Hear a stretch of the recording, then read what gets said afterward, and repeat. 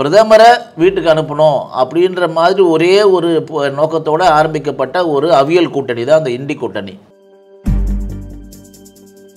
மாவட்ட ஆட்சியர் நான் சொல்கிறது தான் கேட்கணுன்றார். என்னை மீறி ஒரு துரும்பு கூட இங்கே நடக்க முடியாதுன்றார்.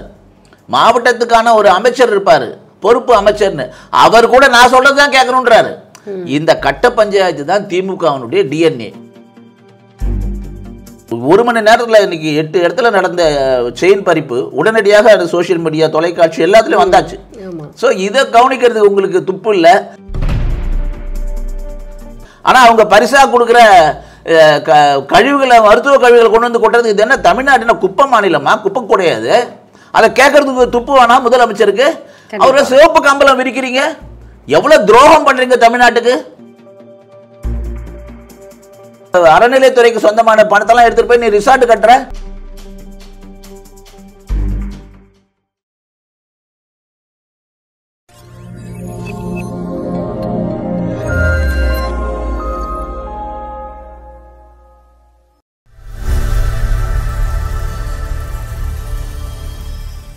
தாமரை டிவி நேயர்களுக்கு அன்பான வணக்கம். இன்று நமது நேர்காணலில் சிறப்பு விருந்தினர் பாஜகவின் துணைத் தலைவர் டால்பின் ஸ்ரீதரன் அவர்கள் நம்முடன் இருக்கிறார். சார் வணக்கம். சார் வணக்கம். தமிழகத்துல ஒரு முக்கியமான பிரச்சனையாக சொல்லிட்டு இருக்கக்கூடிய ஒரு விஷயம் நாடாளுமன்ற மறுசீரமைப்பு. தொகுதி மறுசீரமைப்புல இந்த அனைத்து கட்சி எம்பிகளையும் அழைத்து கொண்டு தமிழக முதல்வர் டெல்லி பயணமாக செல்கிறார். அது மட்டும் இல்லாமல் மோடி அவர்களை சந்தித்து பேச இருக்கிறார் அப்படின்னு ஒரு தகவல் வெளியாயிருக்கு. இதை பத்தி உங்களுடைய கருத்து சார்? தமிழ்நாடு முதலமைச்சராக கடந்த 4 வருடங்களாக திராவிட மாடல் அரசாங்கம் நடக்குது. திராவிட மாடலில் முதலமைச்சர் முத்துவேலர் கருணாநிதி ஸ்டாலின் வந்த நாள்லேருந்து இந்த நாள் வரையில் கிட்டத்தட்ட 4 வருஷமாக வெறும் ட்ராமாவிலையும், நாடகத்துலேயும், ஷூட்டிங்லேயும், ஸ்டிக்கர் ஓட்டுறதுலேயும் ஒரு அரசாங்கம் நடக்குதுன்னா முதல்ல இருக்கிற ஒரே அரசாங்கம் தமிழ்நாடு அரசாங்கம் தான், முத்துவேலர் கருணாநிதி ஸ்டாலின் அரசாங்கம். அவருக்கு பிரபலம் தேவையில்லையே. இல்லை, அதுதான் சொல்கிறேன். அவருக்கு தமிழ்நாட்டில் என்ன நடக்குது அவருக்கு ஆட்சி கீழேன்னு அவருக்கு தெரிய மாட்டேங்குது. அதுதான் அவருக்கு இருக்க மிகப்பெரிய மைனஸ். ஏன்னா அவர் யாரையோ நம்பி ஆட்சி நடத்திட்டு இருக்காரு. இப்போ ஒரு கடைசி ட்ராமா தான் இது, இந்த ஃபேர் டீலிமிட்டேஷனாக. முதல்ல டீலிமிட்டேஷன்னா என்ன, அதுவாது அவருக்கு தெரியுமா, அதனுடைய அர்த்தம் தெரியுமான்னு தெரியல. ரெண்டாவது, டீலிமிட்டேஷன் இப்போ உடனே நாளைக்கே டீலிமிட்டேஷன் நடக்க போகுதான்னா அதுக்கும் 1% கூட வாய்ப்பு இல்லை. இந்த டீலிமிட்டேஷனே 2026 தான் அதற்கான சென்சஸ் எடுக்க போகிறாங்க. மக்கள் தொகை கணக்கெடுப்பு நடக்க போகுது. 26க்கு பிறகு அதை அடிப்படையாக வச்சு தான் மகளிருக்கான இடஒதுக்கீடுக்கு 33 விழுக்காடு ஏற்கனவே பாராளுமன்றத்தில் நிறைவேற்றப்பட்ட சட்டம் இருக்குது. அதை அமல்படுத்தணும்னு சொன்னாலே சென்சஸ் எடுக்கணும்னு சொல்லிடுது. இப்போ 26 நடந்து 29 மகளிர் இடஒதுக்கீடோடு சேர்ந்து டீலிமிட்டேஷன் நடக்க போகுது. அது தொகுதி மறு சீரமைப்பு, மறு வரையறை நடக்க போகுது. இப்போ இதுக்காக ஏதாவது ஒரு முகாந்திரம் இருக்கா? ஒரு சிறிய அளவாது இப்படி ஒன்று நடக்க போகுது அப்படின்னு ஒரு முகாந்திரம் எதுவுமே இல்லை. ஏன்னா இப்படி நடத்தணும்னு சொன்னால் இவர் செய்கிற இந்த ட்ராமா மாதிரி 7 மாநிலத்தில் கூப்பிட்டு வச்சு அதனால் ஏதாவது பயன் நடக்க போகுதா, அதனால் ஏதாவது விளைவு இருக்க போகுதா? இது ஒரு இந்த ஒரு நட்சத்திர விடுதியில் எல்லாரையும் கூப்பிட்டு வச்சு ஒரு நாள் செய்தி, அதை தாண்டி இதுக்கு எந்த விதமான முக்கியத்துவம் இல்லை. இந்த ஆண்டிகள் மடங்கட்டின கதையாக ஏற்கனவே இண்டி கூட்டணி நம்ம சொல்லுவோம். அந்த இண்டி கூட்டணியினால் இது ஏதோ ஒரு பிரதமரை வீட்டுக்கு அனுப்பணும் அப்படின்ற மாதிரி ஒரே ஒரு நோக்கத்தோடு ஆரம்பிக்கப்பட்ட ஒரு அவியல் கூட்டணி தான் அந்த இண்டி கூட்டணி. கிட்டத்தட்ட அதே மாதிரி தான் முத்துவேலர் கருணாநிதி ஸ்டாலின் அவர்கள் கூப்பிட்டுனா இந்த கூட்டமும் கூட யாருக்கும் எந்த பலனும் கொடுக்க போகிறதில்ல. ஒரு நாள் விளம்பரம் கிடச்சிருக்கு, அந்த நட்சத்திர விடுதிக்கு வருமானம் கிடச்சிருக்கும் போல இருக்குது. அதை தாண்டி இதில் ஒன்றும் சாதிக்கிறதுக்கு ஒன்றுமே இல்லை. ஏன்னா இன்றைய செய்தித்தாளில் என்ன வந்திருக்குன்னா, இதுக்கு சட்டமன்றத்தில் கூட நேற்றுக்கு பேசியிருக்கார் முதலமைச்சர். இந்த கூட்டு நடவடிக்கை குழு போட்டிருக்கோம், இதனுடைய கூட்டம் அடுத்த மாதம் ஒரு இடத்துல நடக்கும், அடுத்த மாதம் ஒரு இடத்துல நடக்கும். இப்போ இந்தி கூட்டணி நடந்தது இல்லையா, அதே மாதிரி தான் அதை ஃபாலோ பண்ணி ஒரு தமிழ்நாட்டு நாளுடைய இந்தி கூட்டணி மாதிரி இது. இதனால் பிரதமர்கிட்ட கொண்டு போய் சொல்ல போகிறாங்களாம். பிரதமர்கிட்ட போய் நாங்கள் இதுக்காக நாங்கள் கொடுத்த தீர்மானங்களை பிரதமர்கிட்ட கொடுக்க போகிறோம் அப்படின்னு. இது எந்த அளவுக்கு நகைப்புக்குரியதாக இருக்குதுன்னா, இதை முடிவு பண்ண வேண்டியது எந்த சட்டமன்றம் கிடையாது, இவங்க வந்த எந்த முதலமைச்சரும் கிடையாது. இவங்களால எதுவுமே பண்ண போகிறதில்ல, எந்த விதமான பங்களிப்பும் இவங்களுக்கு இருக்க போகிறதில்ல. ஏன்னா இதை செய்ய போகிறது நாடாளுமன்றத்தில் வந்து சட்டம் இயற்றிருக்கிறோம், நாடாளுமன்றத்தில் தேர்தல் ஆணையம் இருக்குது, அதுக்கான குழு போட போகிறாங்க. இப்போ எப்படி ஒரே நாடு ஒரே தேர்தலுக்காக ஒரு ராம்நாத் கோவிந்த் அவர்கள் தலைமையில் ஒரு குழு போட்டாங்களோ அதே மாதிரி ஒரு குழு போடுவாங்க. அது மாதிரி அந்த குழுவினுடைய அறிக்கை இது இருக்கும், அதனுடைய இம்ப்ளிமெண்டேஷன் இருக்கும். இது நிறைய நாள் இருக்குது, நிறைய வருஷம் இருக்குது. வரவே முடியாத ஒரு விஷயத்துக்காக நானும் போராடுறேன்னு ஏன் திடீர்னு இந்த மாதிரி ஒரு ஸ்டண்ட் அடிக்கிறாருன்னு சொன்னால், இன்றைக்கி காலையில் செய்தி வந்திருக்கு செய்தித்தாளில்.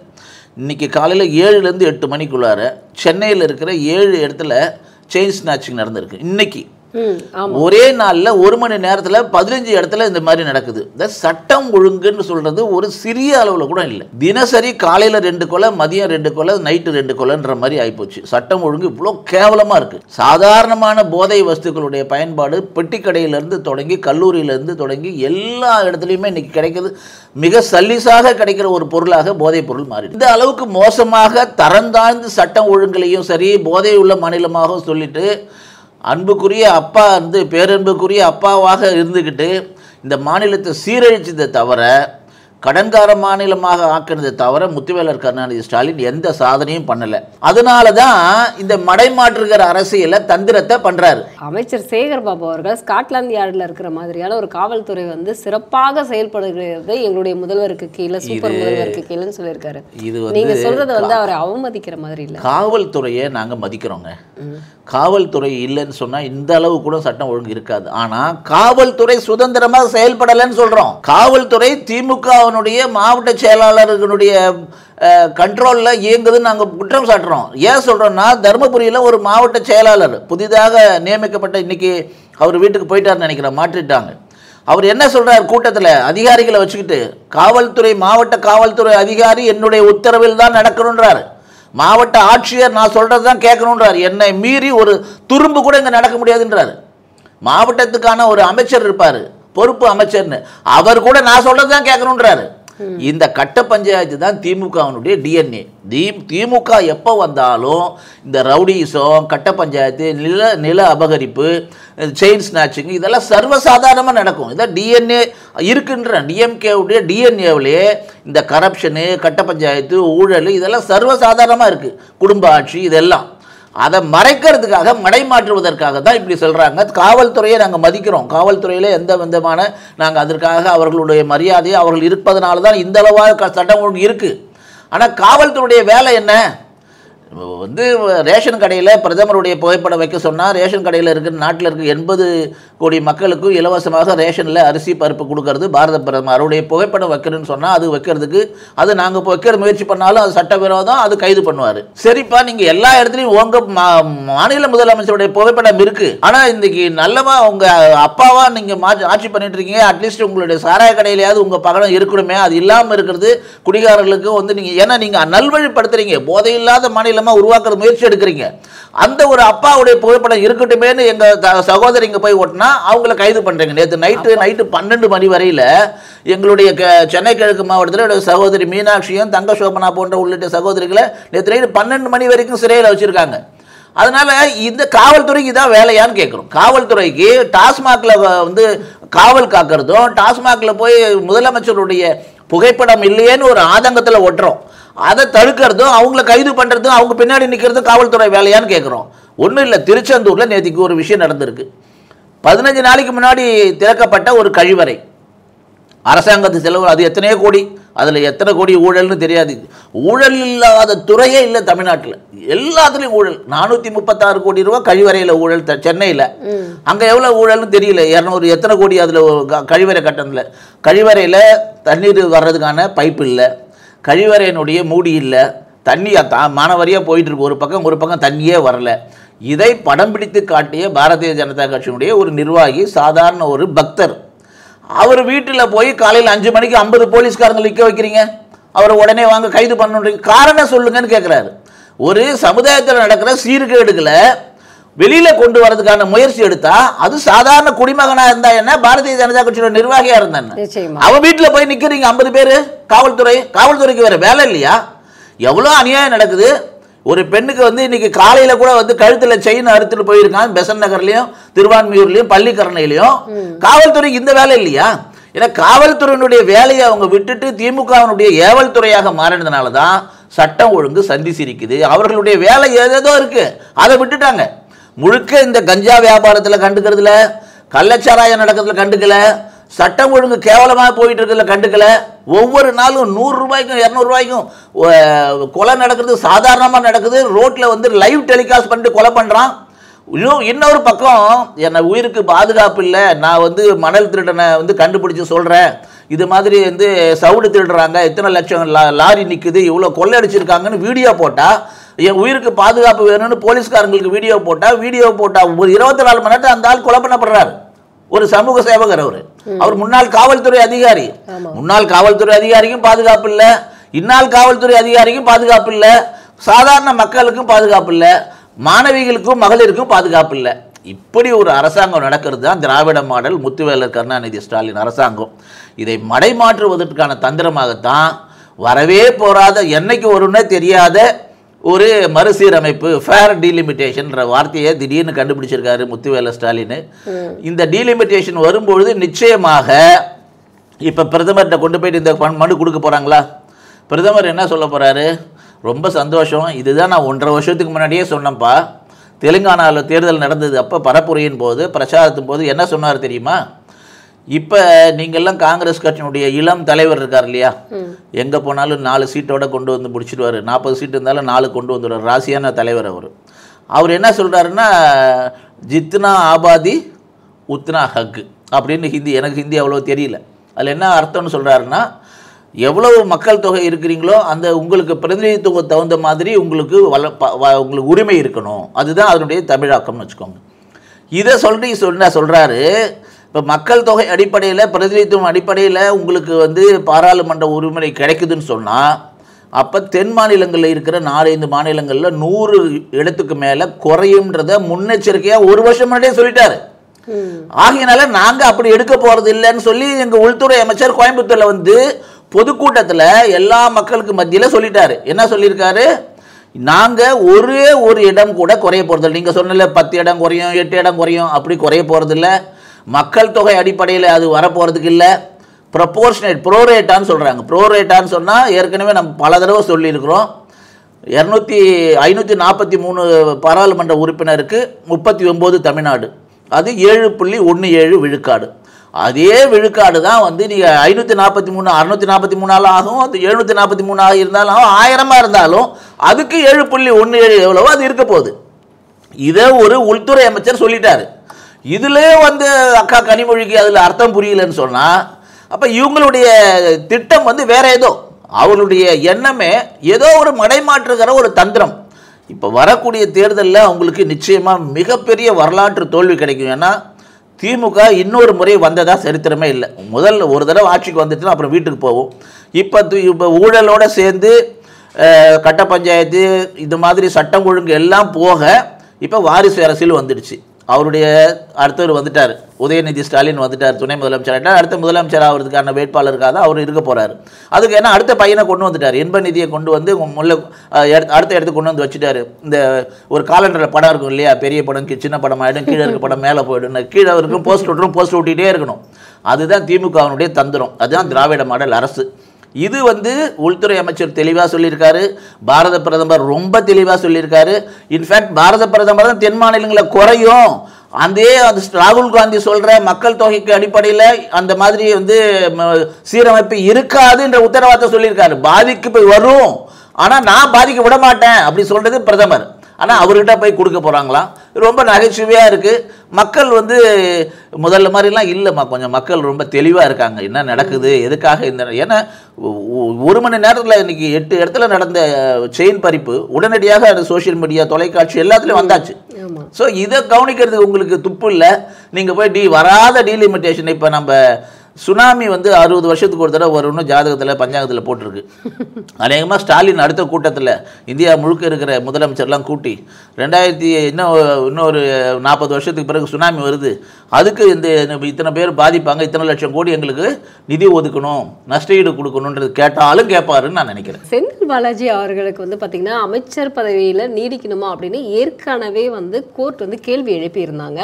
இப்போ அவருடைய வந்து ஜாமீனை வந்து ரத்து செய்யணுங்கிற இந்த வழக்கில் வந்து அதற்கான மறுப்பு இல்லைன்னா வந்து ஆதரவு உங்களுடைய தரப்புல இருந்து ஒரு கேள்வி எழுப்பியிருந்தாங்க.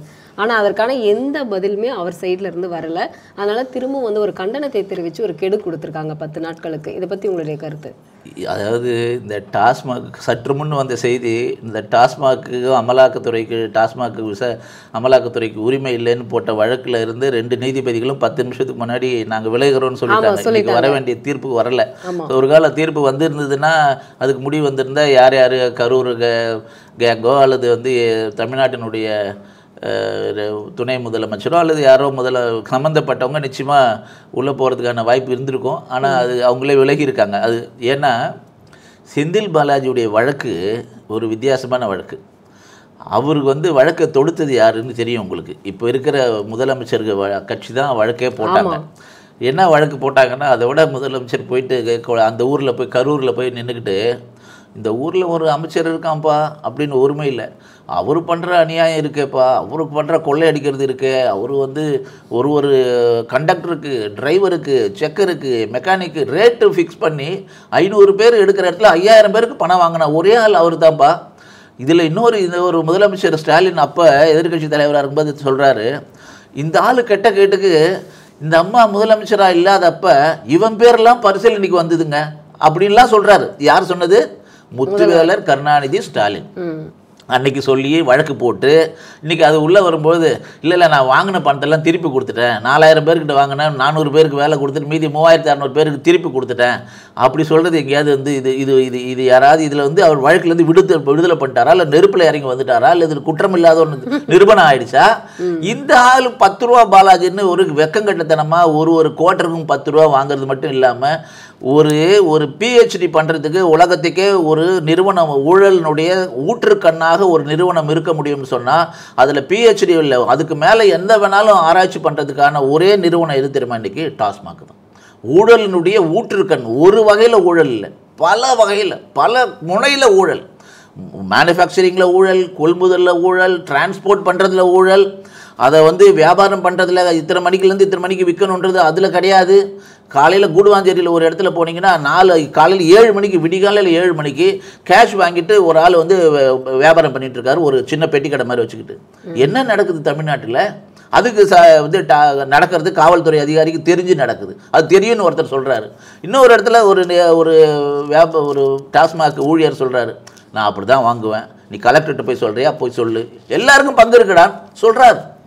அப்போ ஏதோ 1-2 வீடியோவில் வந்துச்சுன்னா உடனே அவர் வந்து நடவடிக்கை எடுக்கிறோம், அவரை சஸ்பெண்ட் பண்ணுறோம். அவர் டெம்பரவரி எம்ப்ளாயாக இருப்பார், அவர் பாவம் ஏழையாக இருப்பார், அவர் சஸ்பெண்ட் பண்ணிடுவீங்க. இதுக்கு சம்மந்தப்பட்ட அமைச்சர் யார்? அவருக்கு ஏன் இவ்வளோ முக்கியத்துவம்? 1.5 வருஷம் உள்ளே இருந்தார். எதுக்காக இருந்தார் 1.5 வருஷம்? கொஞ்ச நேரம் வெக்கங்கட்டத்தனமாக மந்திரியாகவே கண்டினியூ பண்ணார். சுப்ரீம் கோர்ட்லேருந்து கேள்வி மேலே கேள்வி கேட்ட பிறகு கூட்டு வச்ச பிறகு மந்திரியிலேருந்து ராஜினாமா பண்ணிவிட்டு பேருக்கு வந்து ராஜபோகமாக உள்ளே இருந்தார். வெளியில் வந்த 3ஆவது நாள் அமைச்சராக வர்றாரு. நாங்கள் சொல்லலை, சுப்ரீம் கோர்ட்டில் சொல்கிறாங்க. என்ன அசிங்கமாக இருக்குது? வெளியில் வந்த 3ஆம் நாள் அதே துறைக்கு அமைச்சர். இதில் சுப்ரீம் கோர்ட் அவ்வளோ தூரம் கேட்குறாங்க. ஊழலினுடைய ஊற்றுக்கண்ணாக செந்தில் பாலாஜி இருக்காரு, அந்த டாஸ்மாக் துறையை மாற்றி வச்சிருக்காரு. ஆகையினால செந்தில் பாலாஜியுடைய வழக்கெல்லாம் எவ்வளோ சீக்கிரம் துரிதப்படுத்த முடியுமோ துரிதப்படுத்தி சிறைக்கு செல்ல வேண்டிய மிகப்பெரிய ஆள். அவரோடு சேர்ந்து அவர் யாருக்கெல்லாம் அவருடைய இந்த ஊழல் மூலமாக சம்பாதிச்ச பணத்தில் பங்கு கொடுத்திருக்காரோ அவர்களும் சிறைக்கு செல்ல வேண்டிய நாள். இந்த 2 அமர்வு நீதிபதிகளுமே வந்து விலகிட்டாங்க இல்லையா? இது என்ன காரணத்தினால இருக்கு? அதுதாங்க இப்போ 10 நிமிஷத்துக்கு முன்னாடி வந்த செய்தி இது. அதுதான் சொல்ல வந்தேன். இது இந்த வழக்கினுடைய தாக்கத்தை பாருங்க. அமலாக்கத்துறை கண்டுபிடிச்சது ஒரு சிறிய அமௌண்ட் தான், ஒரு 1000 கோடி. ஒரு உத்தேசமாக 4 கடையில் போய் விசாரிச்சதில் அவங்க வந்து கொடுத்துருக்காங்க ஒரு உத்தேசமாக 1000 கோடி கிட்டன்னு. இது லட்சக்கணக்கான கோடி இருக்கும். ஏன்னா நான் தான் சொல்கிறேமே, அதனுடைய உற்பத்தி விலை 10 ரூபா 50 பைசா இருக்கிற ஒரு குவார்ட்டர் சரக்குனுடைய உற்பத்தி விலை இங்கே வந்து 200 ரூபாய்க்கு விற்குது. அந்த 200 ரூபா கூட கூட 40 ரூபா 30 ரூபா, அது தனியாக பில்லு இல்லாமல். எங்கேயாவது விலைப்பட்டியலாவது எங்கேயாவது இந்த டாஸ்மாக் கடையில் ஒட்டியிருக்காங்களா? எங்கேயும் இப்போ வந்து தெருவில் இருக்கிற ஒரு பூ வியாபாரம் பண்ணுறவங்க, மீன் வியாபாரம் பண்ணுறவங்கலேருந்து 10 ரூபாய்க்கு கூட இன்றைக்கி வந்து கியூஆர் ஸ்கேன் வந்தாச்சு, ஜிபே வந்தாச்சு. ஏன் வந்து டாஸ்மாகில் கொண்டு வர முடியல? ஏன் பில்லு வந்து கொடுக்க முடியல? ஏன் டாஸ்மாக் தான் ஒட்டுமொத்த ஊழல் சொல்கிறோம். எதுக்குமே கணக்கு இல்லை. ஒன்று ஃபேக்ட்ரியில் எவ்வளோ ப்ரொடக்ஷன் பண்ணியிருக்காங்களோ அதுக்கு பில் பண்ணது பாதி தான் இருக்குது. இப்போ இதில் வந்திருக்கக்கூடிய தீர்ப்பு இல்லைன்னா இவங்களுக்கு வரக்கூடிய வந்து இந்த அமர்வில் வந்து ஏதாவது இவங்களுக்கு பாதிப்பு ஏற்படும் அப்படிங்கிறதுனால வந்து இவங்க விலகிட்டாங்களோ? அங்கே உப்பு தின்னவன் தண்ணி குடிக்கணும், தப்பு செஞ்சவன் தண்டனை அனுபவிச்சு ஆகணும். அதுதாங்க சொல்கிறேன். இப்போ வேற நீதிபதி வருவாங்க. இவங்க அமலாக்கத்துறை விசாரிக்கிறதுக்கு அனுமதியே இல்லைன்னு சொல்கிறதுக்கு டாஸ்மாக்கு என்ன இது இருக்குது? டாஸ்மாகில் எவ்வளோ ஊழல் நடந்திருக்கு. நாங்கள் இதை பல வருஷமாக சொல்கிறோம். 40,000 கோடி, இன்னும் 1,00,000 கோடிக்கு மேலே ஊழல் நடந்திருக்கு. ஒவ்வொரு துறையிலும் ஊழல். என்ன சாதாரண ஊழல் இல்லை. இதுக்கு நான் தான் சொன்னேன், PhD பண்ண முடியும். அவ்வளோ ஊழல் நடக்கிற இடமாக டாஸ்மாக் மாறி இருக்கு. அதனால எந்த நீதிபதி வந்தாலும் இது ஆரம்பம் தான். இதன் மூலமாக லட்சக்கணக்கான கோடி ரூபாயில் நடந்திருக்கிற ஒவ்வொரு ஊழலும் வெளியில் கொண்டு வரப்படும். அதுக்கு காரணமானவர்கள் தண்டிக்கப்படுவாங்க. மேகதாது அணையில எந்த கொம்பனாலையும் வந்து அணை கட்ட முடியாது அப்படின்னு வந்து துரைமுருகன் வந்து சொல்லியிருக்காரு. இதுக்கு முன்னாடி அதாவது 22ஆம் தேதி வந்து DK சிவகுமார் அவர்கள் வந்துட்டு போயிருக்காரு. போனதுக்கு அப்புறம் மேகதாது அணையை பத்தி துரைமுருகன் பேச காரணம் என்ன? அதாவதுங்க, அதுதான் சொல்றேன், மடைமாற்ற தந்திரம்.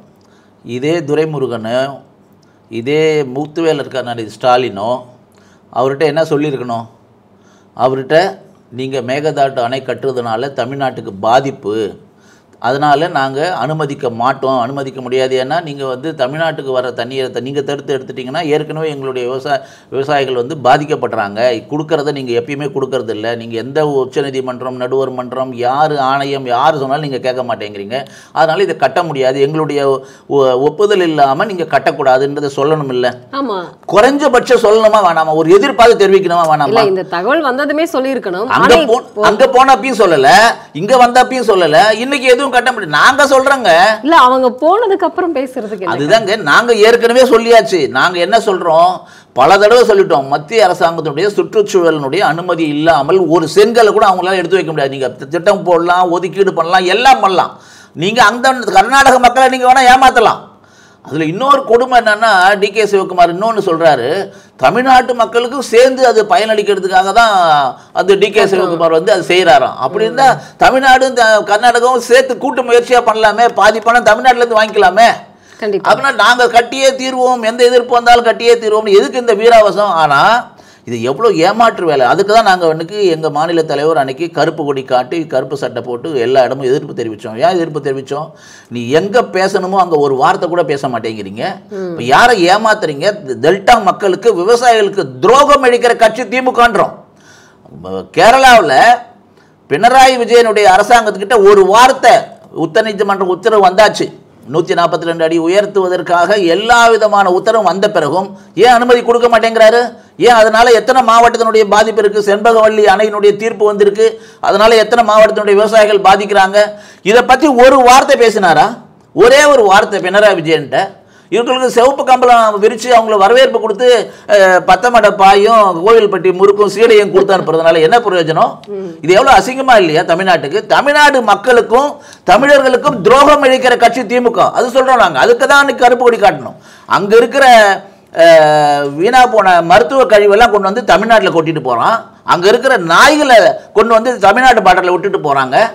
தமிழ்நாடு சகோதரத்துவத்தோடு அவங்களுக்கு வந்து காய்கறிகளை கொடுக்குறோம். நாம் கொடுக்கலன்னா அவங்களுக்கு ஆரோக்கியமான உணவே கிடைக்காது. கேரளா மக்களுக்கு அவ்வளோ தூரம் நாம் கொடுக்குறோம். இங்கேருந்து நாம் கனிம வளத்தை நீங்கள் கொடுக்குறீங்க, காய்கறியை கொடுக்குறீங்க. ஆனால் அவங்க பரிசாக கொடுக்குற கழிவுகளை, மருத்துவ கழிவுகளை கொண்டு வந்து கொட்டுறது. இது என்ன தமிழ்நாடுனா குப்பை மாநிலமா? குப்பை கிடையாது. அதை கேட்கறதுக்கு துப்பு வேணாம் முதலமைச்சருக்கு? அவரை சிவப்பு கம்பளம் விரிக்கிறீங்க. எவ்வளோ துரோகம் பண்ணுறீங்க தமிழ்நாட்டுக்கு? அதுதான் நாங்கள் சொல்கிறோம், கருப்பு கொடி காட்டணும். அதனால் இது எல்லாமே ஒரு ட்ராமா. இந்த ட்ராமா ரொம்ப நாளைக்கு நீடிக்காது. எவ்வளோ நாளைக்கு போகுதோ 26ல் தெரியும் இந்த ட்ராமாவுடைய முடிவு என்னன்னு. கடவுள்கள் எல்லாமே சரியாக தான் இருக்காங்க, சில மனிதர்கள் தான் சரியாகவே இல்லை அப்படின்னு சொல்லிட்டு மதுரை ஹைகோர்ட் வந்து சொல்லியிருக்காங்க. அது மட்டும் இல்லாமல் திருப்பரங்குன்ற விவகாரத்தில் ஒரு சமூக ஆர்வலர் அண்ணாமலை மீதும் ஹெச் ராஜா அவர்கள் மீது வந்து இது வந்து மத கலவரத்தை தூண்டுவதாக இருக்குன்னு 4 முறை வந்து வழக்கு தொடுத்திருக்காரு. இப்போ கோர்ட்லேயும் வந்து இந்த மாதிரி வந்து சில மனிதர்கள்னால தான் வந்து கடவுளுக்கே பிரச்சனைன்னு சொல்லியிருக்காங்க. திருப்பரங்குன்றம் மலை வந்து பிரிட்டிஷ்காரன் காலத்திலே முழுக்க வந்து அங்கே முருகனுக்கு தான் சொந்தம், மலை முழுக்க வந்து இந்து முருகனுக்கு தான் சொந்தம்னு வந்துச்சு தீர்ப்பு. அப்படி இருக்கும்பொழுது அங்கே விளக்கு போயிட்டு மேலே கார்த்திகைக்கு தீபம் ஏற்றுறத மேலேயும் காசி விஸ்வநாதர் கோவில் தான் இருக்குது. அப்படி ஒரே அங்கே குறிப்பிட்ட அந்த சிக்கந்தருடைய சமாதி வந்து அங்கே இல்லை, அது வந்து கீழே இன்னொரு இடத்துல இருக்குதுன்றதுக்கான ஆதாரமும் நம்மெல்லாம் கொடுத்தாச்சு. இதை முதல்ல இந்த நவாஸ் கனின்ற ஒரு எம்பி அங்கே தேவையில்லாமல் போய் அங்கே அசைவமெல்லாம் கொண்டு போய் சாப்பிட்றதுக்காக ஒரு வீடியோ போட்டதுனால தான் இந்த பிரச்சனை அதிகமாச்சு. இது பல காலமாக இருந்துட்டு இருக்க பிரச்சனை தான். இதில் திருப்பரங்குன்ற முருகன் மலை முழுக்க முருகனுக்கு சொந்தமானது, அதில் எந்த மாற்ற கருத்தும் இல்லை. ஆனால் ஆட்சியாளர்கள் சரியில்லைன்னு நாங்கள் சொல்கிறோம். ஆட்சியாளர்கள் அறநிலைத்துறைன்ற பேரில் ஒரு தரங்கட்டவரை வந்து அமைச்சராக வச்சுக்கிட்டு அவர் என்ன பேசுறதுன்னே தெரியாமல் ஒரு நாளும் பேசிகிட்டு இருக்காரு. பார்த்தீங்கன்னா அறநிலையத்தை கோயிலுக்கு சாமி கும்பிட போகிறவங்களுக்கு எல்லாருக்கும் ஒரு சிறிய விதமான சௌகரியங்களை கூட வசதிகள் கூட செஞ்சு கொடுக்கல. அன்னைக்கு பழனியிலெல்லாம் பார்த்த எங்கள் மாநில தலைவர் காவடி எடுக்க போகும்போது உத்தரவு அப்போ எவ்வளவு வந்து மக்கள் அவதைப்பட்டாங்க. திருச்செந்தூர்ல கூட ஒருத்தர் இறந்தாரு. திருச்செந்தூர்ல இல்லை, திருச்செந்தூர்ல இறந்து போயிட்டாரு, தஞ்சாவூர்ல இறந்துருக்காரு, ராமேஸ்வரத்தில் இறந்துருக்காரு, பழனியில் இறந்துருக்காரு. இப்படி பக்தர்கள் எல்லாம் வந்து தண்ணி அடிப்படை வசதி இல்லாமல் கூட மணிக்கணக்கில் காக்க வச்சு அவங்கள வந்து சாகடிக்கிறீங்க. அதை கேட்டால் அன்னைக்கு சேகர் பாபு கிட்ட அமைச்சர்கிட்டையும் கனிமொழி இருக்காங்க திருச்செந்தூரில், 10 மணி நேரம் 15 மணி நேரம் எங்களை இப்படி வந்து காக்க வைக்கிறீங்களே, இது மாதிரி இது நியாயமா, நீங்கள் ஒரு அமைச்சராச்சேன்னு கேட்டால் நீங்கள் திருப்பதிக்கு போனால் மட்டும் நாள் கணக்கில் போய் உட்காந்துருக்கீங்க அப்படி பேசுகிறாரு அவர். ஒரு அமைச்சருக்கு அழகா இது? நீங்கள் திருப்பதி போனால் மட்டும் அங்கே இருக்கீங்க, இங்கே 10 மணி நேரம் இருக்கக்கூடாதான்னு. இருக்கிறது தயாராக இருக்காங்க, கடவுளை பார்ப்பதற்கு அவங்க எந்த தியாகம் பண்ணது அவங்க தயாராக இருக்காங்க. ஆனால் அடிப்படை வசதி செஞ்சு பண்ணி கொடுக்காம நீ வந்து அறநிலைத்துறைக்கு சொந்தமான பணத்தெல்லாம் எடுத்துகிட்டு போய் நீ ரிசார்ட் கட்டுற, கோர்ட்டில் போய் தான் நாங்கள் அதை நிறுத்த வேண்டியதாக இருக்குது. எல்லாத்தையும் மாசாணியம்மன் கோயிலேருந்து 3.5 கோடி ரூபாய் எடுத்துகிட்டு போயிட்டு ரிசார்ட் கட்டுறதுக்கு பயன்படுத்தினாங்க. கோர்ட்டில் கேஸ் போட்டு நிறுத்தி வச்சிருக்கோம் நாங்கள் பிஜேபி. அதனால அறநிலையத்துறையினுடைய வேலையே செய்யாமல் சும்மா இந்த சேகர் பாபு மாநில தலைவர் சொன்ன மாதிரி ஏற்கனவே அவர் என்ன ரவுடி ஷீட்டில் இருந்தவருன்னு சொன்னார், அதுக்கு பதில் சொல்கிறதுக்கு அவருக்கு தெரியல. ஆனால் அது தேவையில்லாமல் எல்லாரையும் வந்து வசைப்பாடிக்கிட்டு உரிமையில் பேசிக்கிட்டு இதுதான் அமைச்சருக்கு ஒரு அழகாக வேலை செய்ய வேண்டிய வேலையை அவர் பண்ணவே இல்லை. அறநிலையத்துறையினுடைய வேலையை அவர் பண்ணலை. முழுக்க அறநிலையத்துறையினுடைய சொத்துக்களை கொள்ளையடிக்கிறதும் அறநிலையத்துறையில் இருக்கிறவங்களுக்கு வந்து அதை வச்சு வேற ஏதாவது அந்த பணத்தை டைவெர்ட் பண்ணுறதுக்குமாக அறநிலையத்துறையை சீரழிச்சிருக்காரு சேகர் பாபு. அதனால தான் சொல்கிறேன், மாநில தலைவர் சொல்லியிருக்காரு 2026 தமிழ்நாட்டில் வரும்பொழுது அறநிலையத்துறையினுடைய கட்டுப்பாட்டிலிருந்து ஆலயங்கள், இந்து ஆலயங்கள் எல்லாம் விடுவிக்கப்படும். ஏன்னா எப்படி மசூதிகளும் சர்ச்சும் வந்து அந்தந்த மதத்தினுடைய பெரியவங்க கையில் இருக்கும் மாதிரி இந்துக்களுடைய ஆலயங்கள் கூட கோயில் கூட நம்மளுடைய அரசாங்க கட்டுப்பாட்டிலேருந்து வெளியில் வந்து அதை தனிச்ச ஒரு அறவோர் வாரியத்துக்கிட்ட கொடுக்கறதுக்கான முயற்சி 26 என்டிஏ கூட்டணி வந்தால் நிச்சயமாக நடக்கும். அதிமுகவினுடைய பொதுச் செயலாளர் எடப்பாடி அவர்கள் வந்து திடீர் பயணமாக டெல்லி சென்றிருக்கிறார். அவரை தொடர்ந்து வந்து SP வேலுமணி அவர்களும் இன்று மாலை செல்வதாக ஒரு தகவல் வெளியாயிருக்கு. 5 நிமிடத்துக்கு முன்னாடி ஸ்டுடியோவுக்கு வருவதற்கு முன்னாடி அந்த செய்தியை நான் பார்த்தேன். அவங்களுடைய அலுவலகம் ஒரு மாதத்துக்கு முன்னாடி காணொலி காட்சி வாயிலாக திறந்து வைத்ததாகவும், எல்லாம் மாநிலத்தை ஒவ்வொரு கட்சிக்கும் வந்து டெல்லியில் அலுவலகம் இருக்குது, பெரிய அலுவலகம் கொடுத்துருக்காங்க, சொந்த கட்டிடம் இருக்குது, திமுகவும் இருக்குது, எல்லா அரசியல் கட்சிகளுக்கும் அங்கீகரிக்கப்பட்ட அரசியல் கட்சிக்கெல்லாம் கொடுத்துருக்காங்க.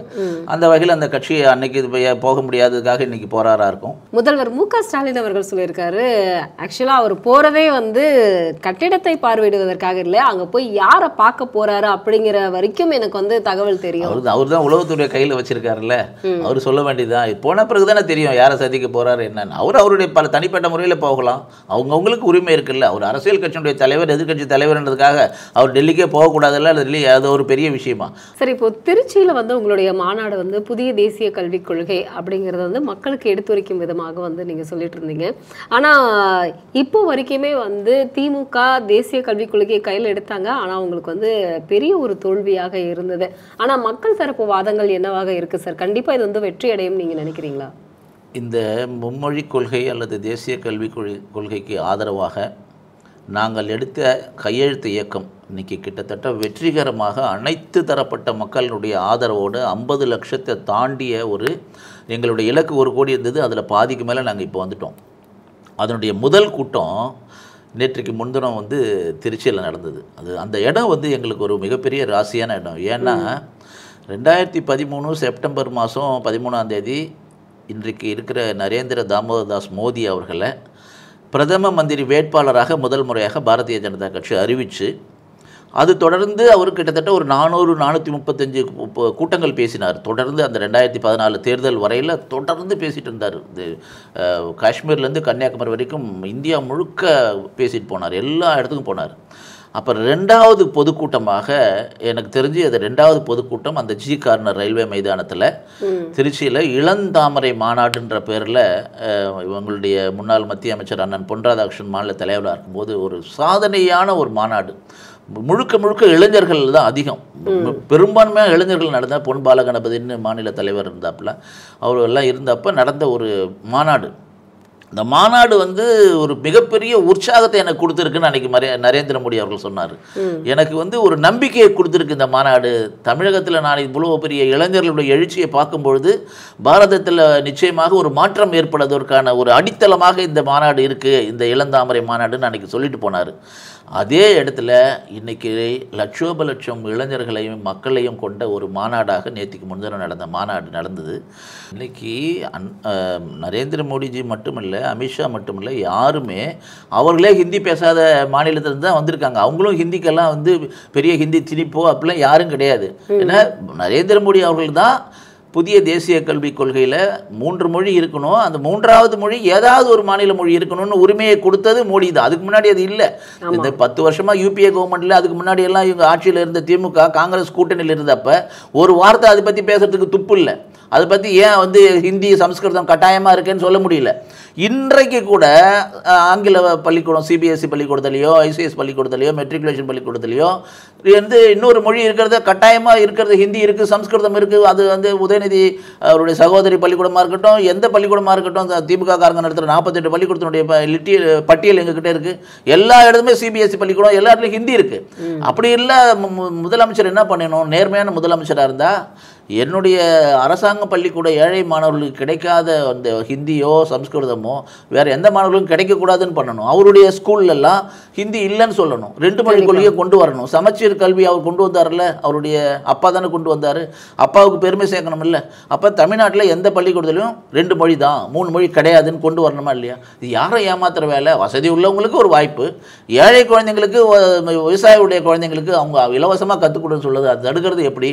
அதனால தான் இன்னைக்கு பொதுமக்கள் மத்தியில் அந்த ஆதரவு அதிகமாக இருக்குன்னு சொல்கிறோம். இந்த மாநாடு வெற்றிகரமாக நடந்தது காரணம் பொதுமக்களுடைய பங்களிப்பு இருக்குன்னு சொல்கிறோம். பொதுமக்கள் 3 மொழி கற்றுக்கொள்வதற்கு தயாராக இருக்காங்க, ஆதரவு அளிக்கிறாங்க. இப்போ சவுக் சங்கர் அவர்களுடைய வீடு வந்து ஆக்கிரமிப்பு அப்படிங்கிறது வந்து இபிஎஸ் அண்ணாமலை அவர்கள் வந்து கண்டனம் தெரிவிச்சிருக்காங்க.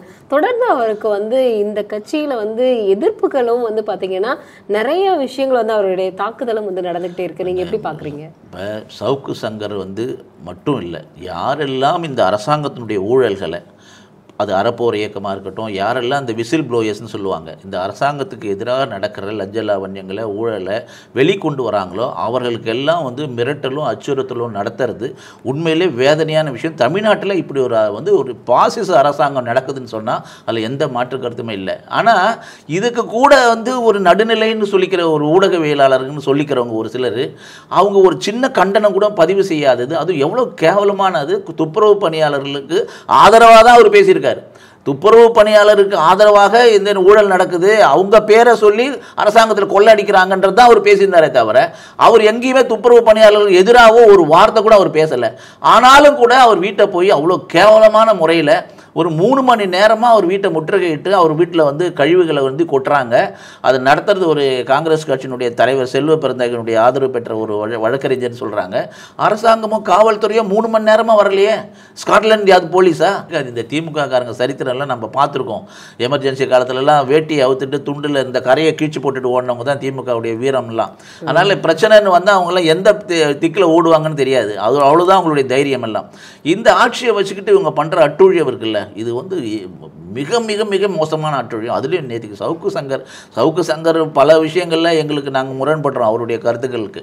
ஆனால் ஒரு தனிநபராக ஒரு பத்திரிகையாளராக இப்படி ஒரு நடக்கிறது, அயோக்கியத்தனம் நடக்கிறது. அவர் வீட்டில் அதுவும் ஒரு தாய் இருக்காங்க, வயதானவங்க இருக்காங்க, அவங்கள வச்சுக்கிட்டு அவங்கள ஃபோனில் வீடியோ காலில் மிரட்டுறதெல்லாம் இது தமிழ்நாட்டில் சட்டம் ஒழுங்கு இருக்குது, காவல்துறை தமிழ்நாடு முதலமைச்சர் கீழே இருக்குதுன்னு சொன்னால் இதை விட ஒரு நகைப்புக்குரிய விஷயம் ஒன்றும் இல்லை. கொடுமையான விஷயம். அனைத்து மக்களும் கண்டிக்கணும். இதை இன்றைக்கி சிபிசிஐடி கொண்டு போயிருக்காங்க, இதுக்கு அடுத்த இடத்துக்கு கொண்டு போகணுன்றோம். நீதி கிடைக்கணும், ஒரு தாய்க்கு ஒரு நீதி கிடைக்கணும். அது சவுக்கு சங்கருடைய தாயாக இருந்தாலும் சரி, யாராக இருந்தாலும் சரி.